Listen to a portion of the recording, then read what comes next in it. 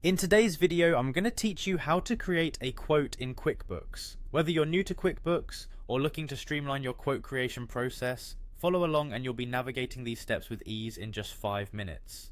To begin, start by clicking on the Sign In button. This action will take you to the login page. Once there, you'll want to choose QuickBooks Online as your platform. It's important to ensure you're logging into the correct version to avoid any confusion later on. After selecting QuickBooks Online, the next step is to enter your credentials. Type in your username and password carefully to proceed. Once you've double-checked your information, click Continue to sign in successfully.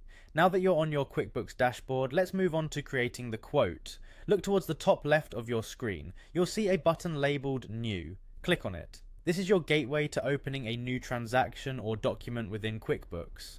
From the drop-down menu that appears, select Estimate. This option allows you to create a quote, which is essentially a non-posting transaction that won't affect your books until it's converted to an invoice.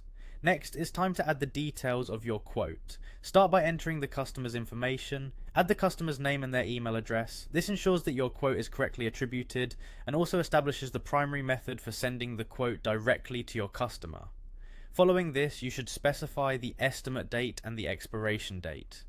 The estimate date is the day when you are creating the quote, while the expiration date indicates until when the quote is valid. This helps both you and the customer know the timeline for this particular quote. As you continue, add the product or service you're quoting for. Ensure you provide accurate and detailed descriptions for each item. This step is crucial to avoid any misunderstandings with your customer about what exactly is being quoted. If you need to attach any files, such as a detailed project breakdown or additional terms, now is the time to add those attachments. These can provide valuable context and additional information to your quote. Once all these details are in place, you should hit Save and Send.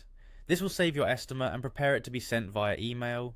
Here, you'll add a captivating subject and a concise, clear body to your email to pique your customers' interest and provide them with everything they need to understand this quote thoroughly.